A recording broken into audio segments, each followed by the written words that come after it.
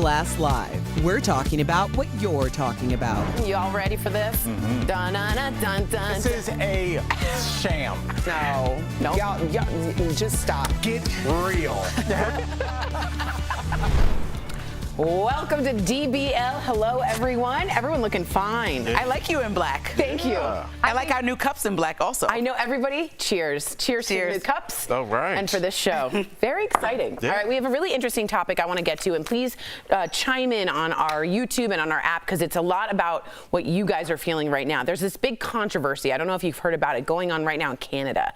Now, it's all over this beloved news anchor. She's for Canadian TV network called CTV. Learn her name, it's Lisa LaFlemme. She's like the Diane Sawyer of Canada. That's Look how beautiful she is. Stunning, okay? Now, after 35 years, Lindsay, she was recently let go by the network at the age of 58. She announced the news on Twitter, so let's take a look at her announcement. On June 29th, I was informed that Bell Media made a, quote, business decision to end my contract, bringing to a sudden close my long career with CTV News. I was blindsided and am still shocked and saddened by Bell Media's decision. It is crushing to be leaving CTV National News in a manner that is not my choice. Okay, so her firing happened after she let her hair go gray. Now, officially, the company said not that. It listed, quote, changing viewer habits as part of its decision. However, there are reports that the head of CTV News had asked at a meeting who approved the decision to, quote, let Lisa's hair go gray. Perhaps Lisa, since that's her hair. Companies are showing their support for Lisa, like Wendy's. In Canada, it swapped out its mascot's red hair for gray. And now this whole controversy has really sparked a lot of conversation about how older women face ageism, which is a lot more common than you might think. So get this, a recent AARP survey found 2 in 3 women, 2 in 3, over 50 say they regularly face ageism. Talk to me about going gray, what you think about that, and take it away from like the TV part of it. You're an accountant, you're a teacher, you're a woman, and you're over a certain age. Do you feel like you have to change the gray, Linz? Well, I feel like society and everyone is with the times, and so jobs should get with the times. Like Mae Musk was recently on the cover of Sports Illustrated in a bathing suit with her beautiful gray hair, and she's drop dead gorgeous. Beautiful. So, you know, it's kind of odd that this woman, especially after a pandemic where we all, and many people specifically talking back to her career, had to do their own hair that were on TV and had that luxury of working from home and had to figure out what that looked like for them, since going to the hair salon, as we saw with Nancy Pelosi, was a big issue. Totally. And so women have to deal with this whole extra layer of hair, but then also as an older woman, then you have these people who are commenting that it's time for you to go. When men do it, it's gravitas. When men get a little bit heavy, more heavy set, it's gravitas. Or gray. Yeah, gray, heavy set, all these things that lead to you respecting their opinion more, or their analysis, or even their thoughts, specifically maybe as a news reporter or in any field. But when women do it, it's kind of like, oh, are you ready to retire? And 58 is really young. Very young. Would you, I don't know if you're going gray, would you dye your hair? Because I know I would, because That's honest. I'm honest, and I know it's a visual medium, and I'm aware that there is ageism, and I think it's important to do so. Do you think you would, or would you let it go?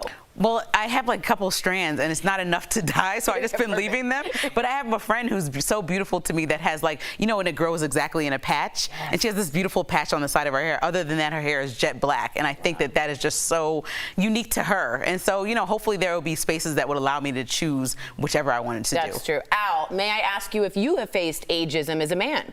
Because I know Lindsay and I, and every woman out there watching right now, just knows, just the younger you are, the fresher you look, all of this is bad, but that's the real way it is. Am I right? What do you think about for you? I mean, just when we did the story, it's weird we're talking about hair, but I remember doing comedy when I got married early. I didn't wear my ring on stage because I didn't want to appear older to the audience. I wanted to appear like this young, fresh comic, and we're in this weird space in society where we always say we want the next thing, we want the next thing, but we also want expertise and we want knowledge of that workplace. So it's this weird place where you just have to decide, are we going to hire a young, attractive 22-year-old fresh out of college or, you know, school that is going to be very wet behind the ears and learning on the job, or do we want to have this person that's got knowledge and has experience and is ready to handle crises like it seems like we're covering on a constant basis? So when we look at hair, I think we also have to look at our society. And if you look just like at the terms, like when somebody goes gray as a man, they're a silver fox. What's the term for women? Old. I don't know. It's old, am I right? So let's fix that. Yeah. And when we fix that, once we heal our thinking, things like this program director will seem like very archaic, and there'll be new people to take their place that don't have those opinions about gray hair, or tattoos, or whatever else you do with your face. I hope so. I hope hair. so. Well, there's more to this conversation because a lot of women who are over 50 find themselves in another big bind, especially if they're looking for work. So if that's you, let us know. A lot of employers say these women feel too old to hire, but too young to retire. So they're sort of stuck, right? Being left out of the workforce just because of their age. So what are women in this age group supposed to do? I feel it because when I turned 40, if I was going to be in LA, you were over. You know what I mean, in LA? There's something to that as well. There is really something to that. What do you think women can do to get the advantage back, to take back their own agency? And do you think this is real?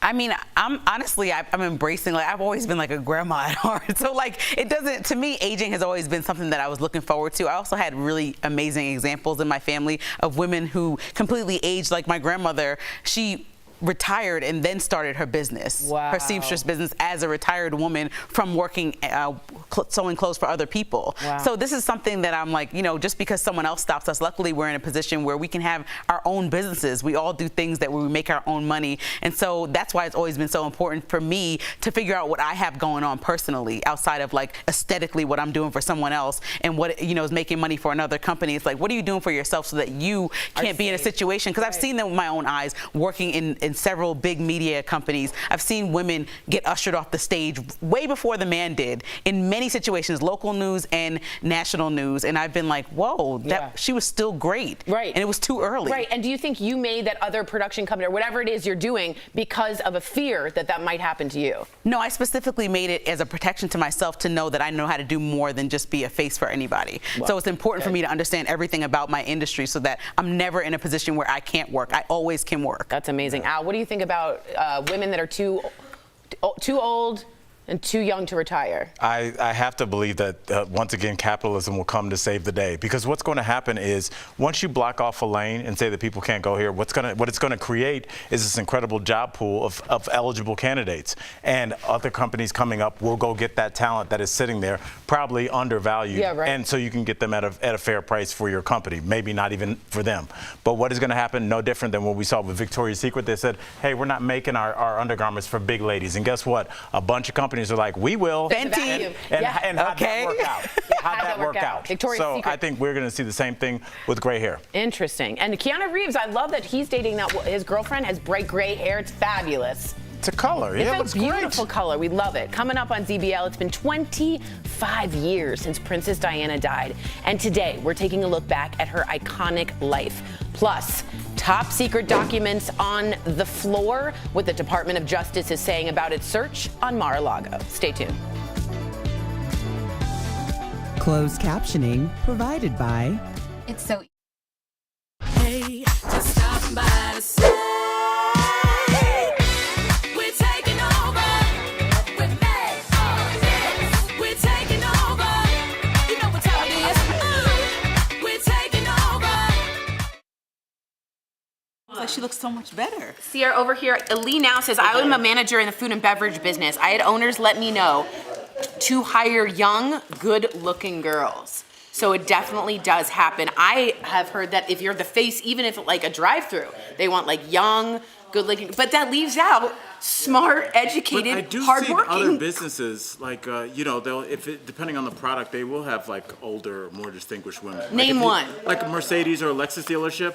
It's not a 22-year-old leaning on a car. It's usually a man. It's buying a woman a car. No, I don't think so. I mean, maybe. No, I haven't seen a very young girl. No, yeah, you're right. I haven't. Like Buick isn't going to show you a 22-year-old woman. It depends on who you're trying to speak to, but I think that now we're talking about it, Lindsay and Tori, and I think a lot of places are going to be like, oh, there's this untapped demo that we can either hire or market to with people that look like this demo. Like CoverGirl figured that out with Elon Musk's mother. Yeah. A little fun fact. He had to be with hip hop, as it pertains to 40 ounces. I'm trying to figure out 40 ounce malt liquor was originally aimed at upper crust white.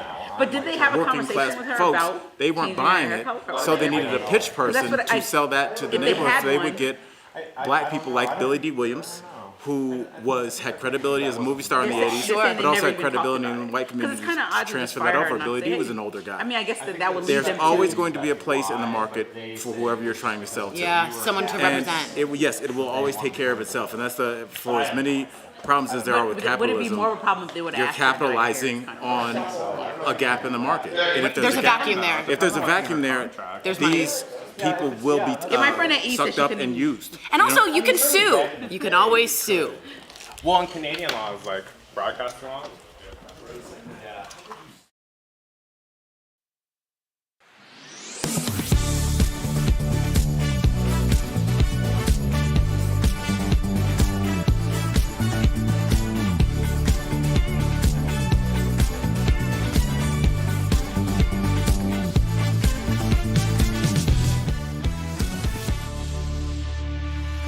Welcome back. So in a new court filing, the Department of Justice revealed that it sought the search warrant for former President Trump's residence in Florida after it got evidence that highly classified documents were likely concealed and that Trump's legal team falsely claimed that all sensitive material had been returned. Why are you showing my house? They also released this photo from Mar-a-Lago. It's all over the news today, showing a bunch of top secret and classified documents all over the floor.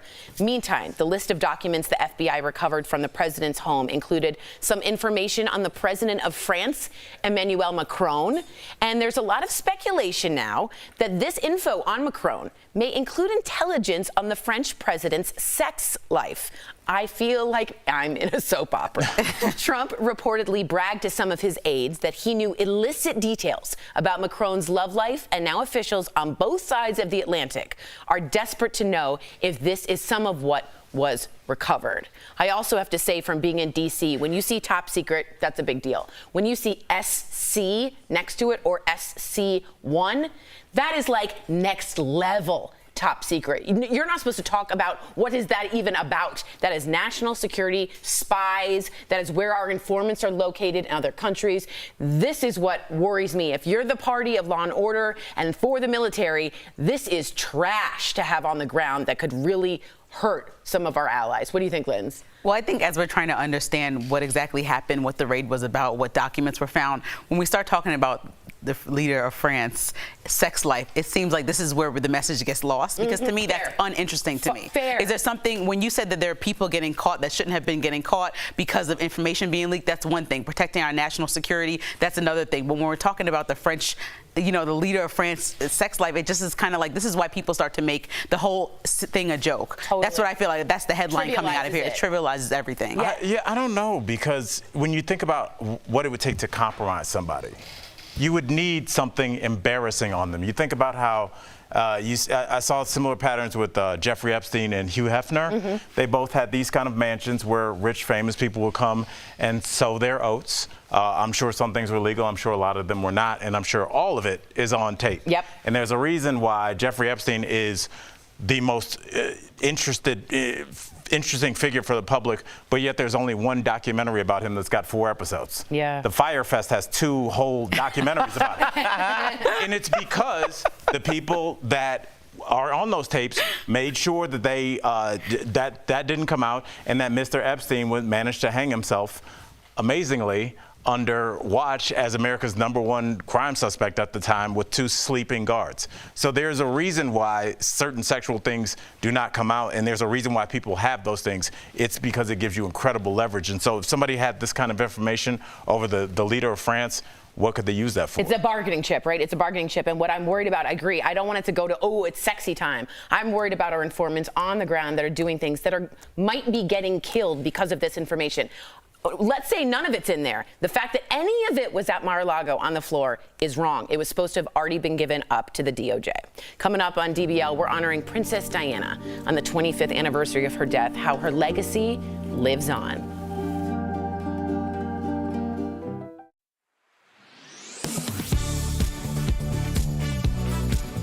President Joe Biden estimates 43 million Americans will get at least some of their student loans forgiven. His plan forgives up to $20,000, but Verify viewer Laura Lee wants to know if that money will get taxed and sent us this question. This is not forgiveness if you lose part of your income due to taxation of the forgiven loans. Do you have any information regarding Oregon's plans? Thank you. So, Laura Lee, let's verify. Will people who receive student loan forgiveness have to pay federal or state taxes on that money?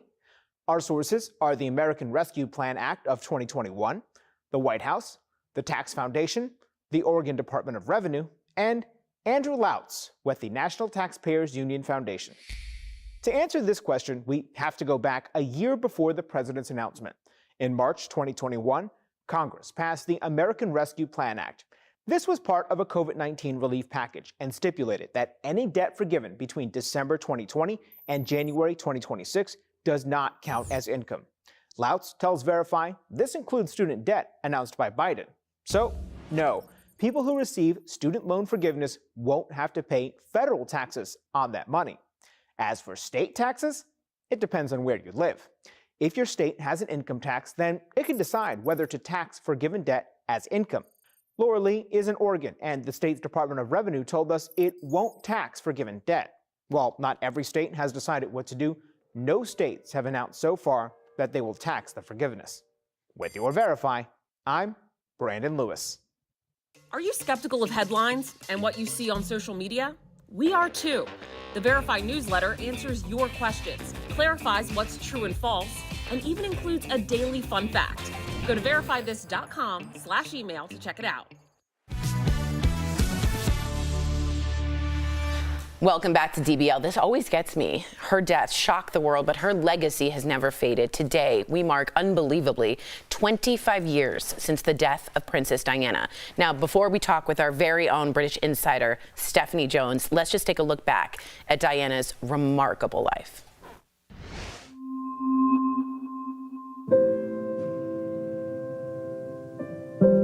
There was so much attention on me when I first arrived on the scene, and I had so many people watching me. Before becoming the People's Princess, she was a 19-year-old nanny on the path to be queen. An astonishing 750 million people in 74 countries watch her walk down the aisle. You're not worried about that 3.5-minute walk? No, I go along with everybody else. She becomes the pillar of both beauty and kindness. The lead up to Princess Diana coming was, will she or won't she wear gloves? And she didn't. Teaching her young sons to lead with their heart. It was that love that even if she was on the other side of a room, that you, as a son, you could feel it. But after 15 years of marriage, the royal couple separates. The press hounds her every move. I was not aware of how overwhelming that attention would become, nor the extent to which it would affect both my public duties and my personal life. Then, in 1997, the world watches as the unthinkable happens. We interrupt this film to tell you we are getting reports that Diana, Princess of Wales, has been badly injured in a car crash in France. Devastation sweeps the globe. It's been 25 years since Princess Diana's death, but for some, it's a wound that will never heal. I do regularly put in George or Charlotte to bed, talk about her, and just try and remind her that there are two grandmothers. There were two grandmothers in their lives. Yeah, I have no doubt that my mum would be incredibly proud of me.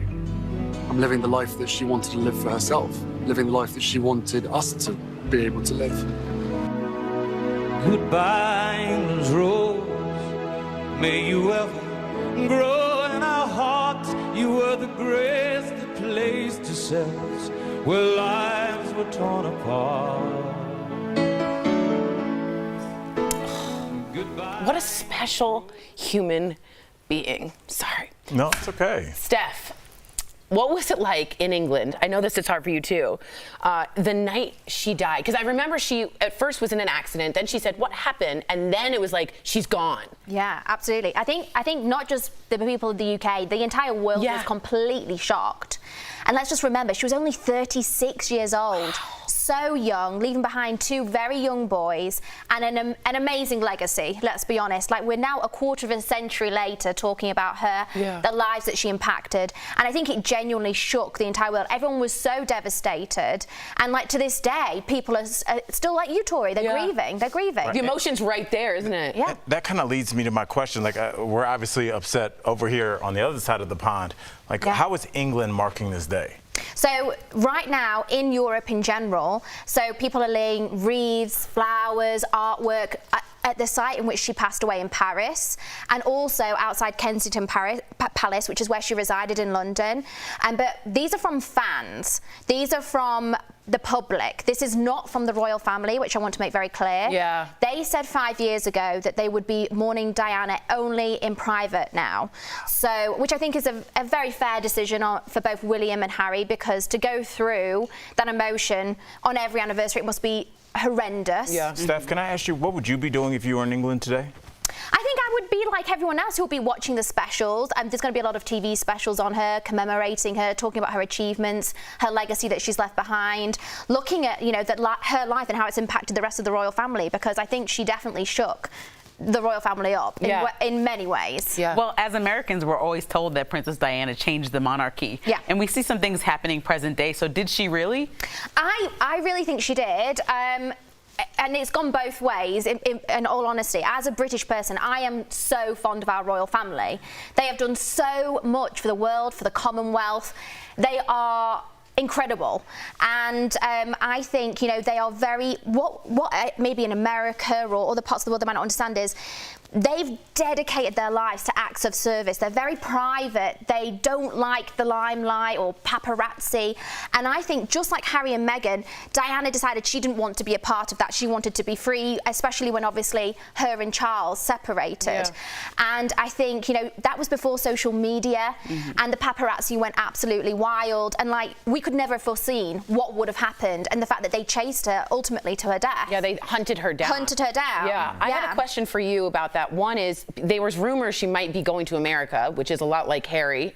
And I also wanted to know if you felt the Queen had a hard time showing emotion about Diana's death. Do you think she's learned the people needed her at that moment? Well, and I mean, that is what the monarchy's about.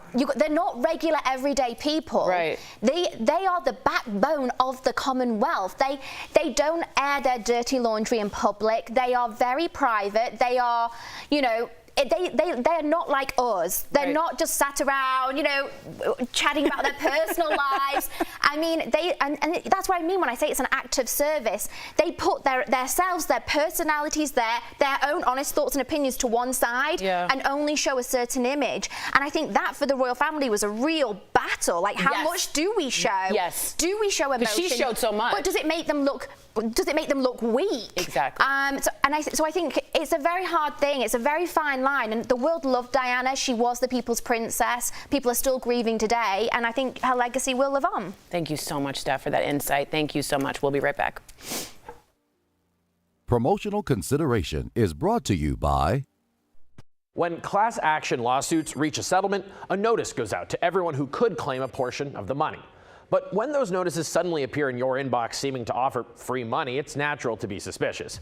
A Verify viewer recently got such an email saying he could get cash from a settlement with Facebook, and he wanted to know if it's real. So let's verify. Is this Facebook internet tracking settlement legit? Our sources, court documents from the Northern District of California, and David Straight, one of the lead lawyers in the suit.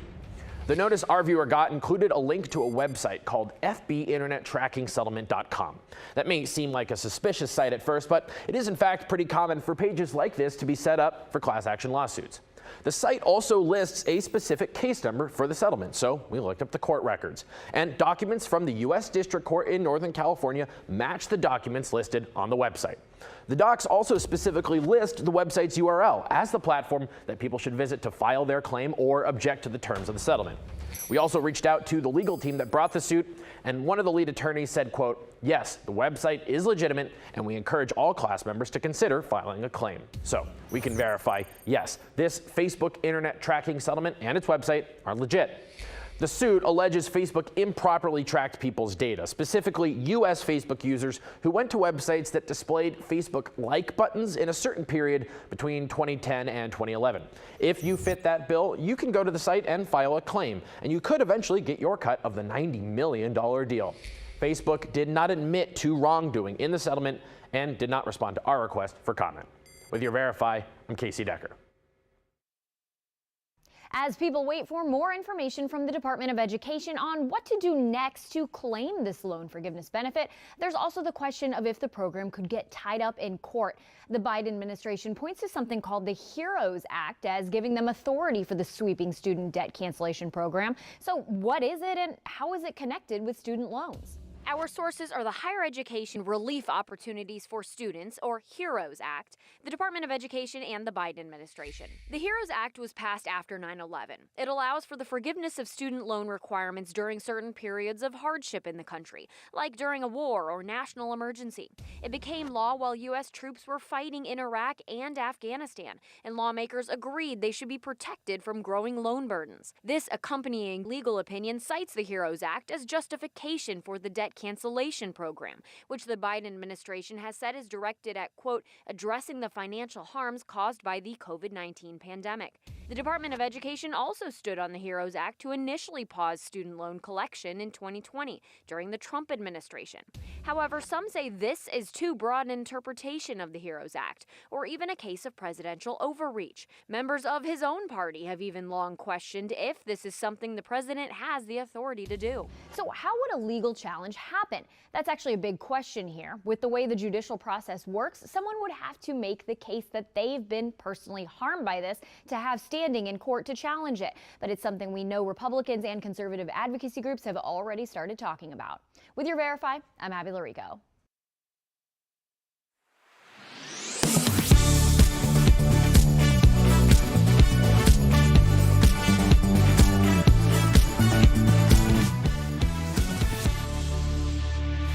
Welcome back. The biggest plus to working out is good health, but the downside can be muscle soreness. So should you soothe the pain with a warm compress or cool it down with an ice pack? I always wonder that. I always have wondered this. So it's time for some joint and muscle support brought to you by Omega XL.